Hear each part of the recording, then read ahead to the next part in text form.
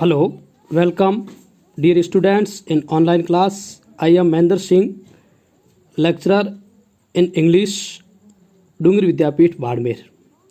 आज अपन 12th class के syllabus में कोर्स में जो पोयम है उसके बारे में अध्ययन करेंगे।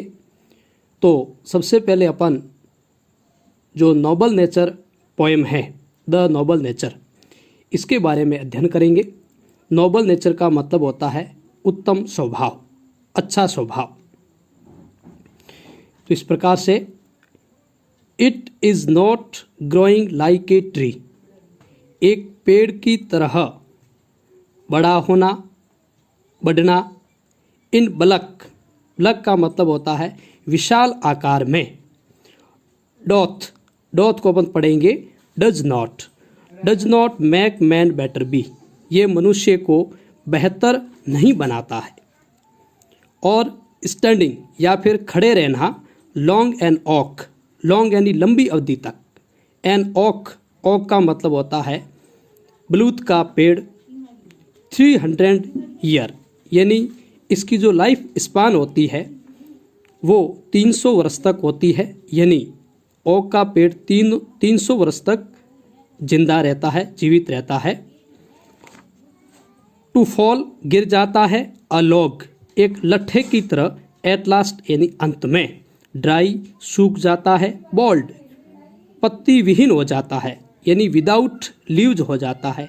एंड सियर, मुरझा जाता है। सियर का मतलब मुरझा जाना।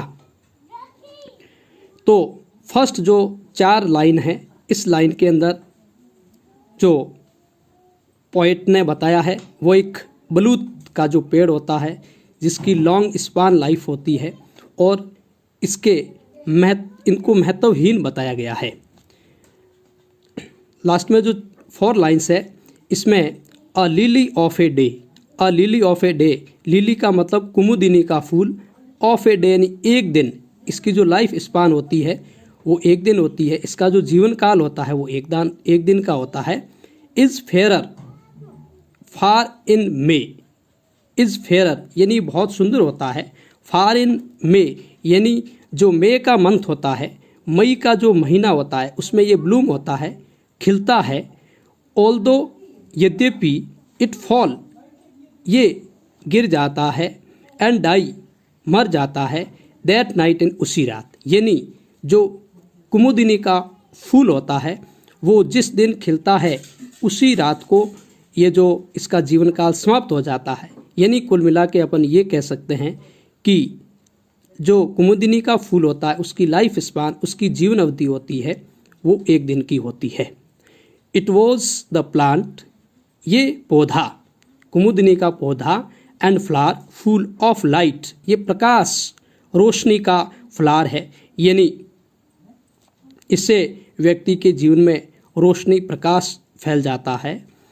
In small proportion, in small यानी छोटे छोटे, प्रोपोर्शन यानी आकार, छोटे आकार में। वी जस्ट ब्यूटीज सी, हमें सुंदरता देखनी चाहिए। एंड और इन शॉर्ट मेजर्स, एंड और इन शॉर्ट मेजर्स यानी छोटी अवधि में, लाइफ यानी जीवन की, में भी परफेक्ट यानी परिपूर्ण बनती है। यानी एक छोटा जीवन भी व्यक्ति के लिए एक परिपूर्ण बन सकता है। जरूरी नहीं है कि एक बलूत के पेड़ की तरह लंबा जीवन जिया जाए। जो लास्ट 2 लाइन्स है इसके अंदर एक कंक्लूजन दिया गया है कि एक शॉर्ट लाइफ और लॉन्ग लाइफ के अंदर क्या डिफरेंट है। अब अपन अबाउट द पोएम पढ़ेंगे। About the poem, Ben Jonson 1573-1637, Ben Jonson ने का जन्म 1573 में और इनकी जो मृत्यु है वो 1637 में हुई थी। वो जे वर्सेटाइल, एक प्रतिभाशाली, एंड डोमिनेटिंग, प्रभावशाली, लिटरेरी, साहित्यक, पर्सनैलिटी यानी व्यक्तित्व। नॉन, जाने जाते हैं। एज ए प्लेराइट, एक नाटककार के रूप में। पोएट, कवि के रूप में। एक्टर, अभिनेता के रूप में। एंड क्रिटिक, समालोचक के रूप में। ऑफ द 17th सेंचुरी यानी 17वीं शताब्दी के।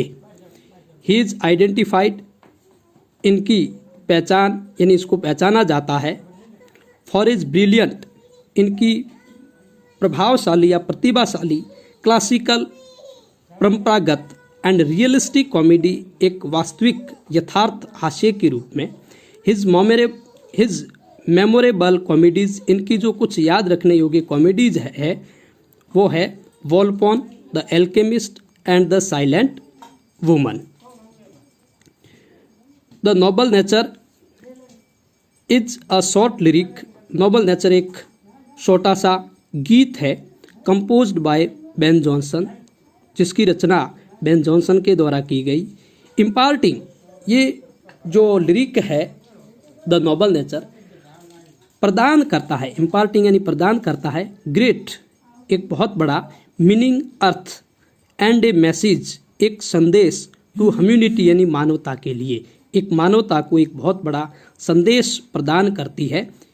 दैट कि वी लिव, हम जीते हैं, इन डीड्स कार्यों में, नॉट इन ईयर्स यानी वर्षों में, यानी कार्य की पूजा होती है, न कि एक लंबे अवधि तक अर्थविहीन निर्थक जीवन जीने से।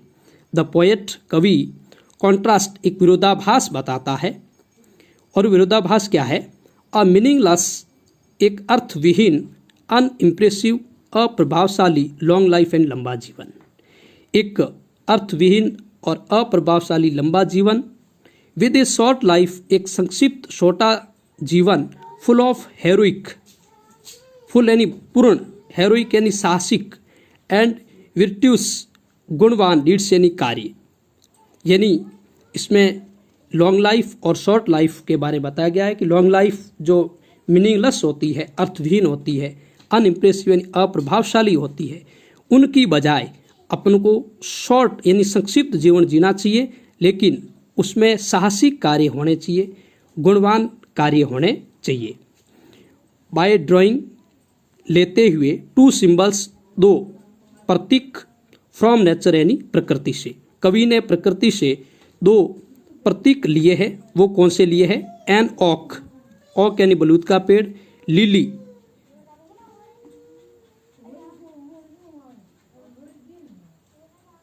लिली कुमुदिनी का फूल।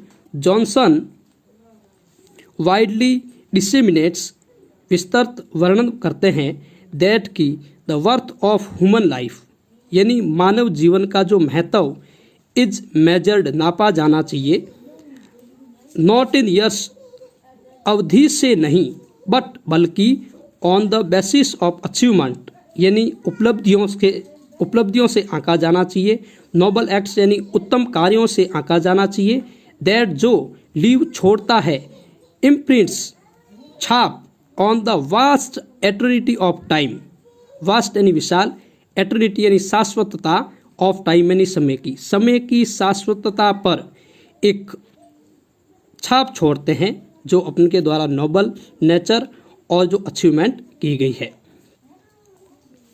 अब मैं आपको बता दूं कि पॉइंट्स होती है वो 10 मार्क्स की होती है अपने 12th के सिलेबस में, 10 मार्क्स की, उसमें 4 मार्क्स का है जो आपके स्टंजा पूछा जाता है। 4 मार्क्स का क्या पूछा जाएगा? स्टंजा। स्टंजा का मतलब होता है पद्यांश, और उस पद्यांश में से आपको क्वेश्चन पूछे जाएंगे, और उस क्वेश्चन के आंसर आपको स्टंजा पढ़ के देने होंगे, और 6 मार्क्स के क्वेश्चन पूछे जाएंगे, वो पोइम के जो पीछे टेक्स्ट क्वेश्चन दे रखे हैं या एडिशनल क्वेश्चन दे रखे हैं उसमें से पूछे जाएंगे। तो इस पोइम को आप अच्छे से रिवाइज करेंगे। Thank you.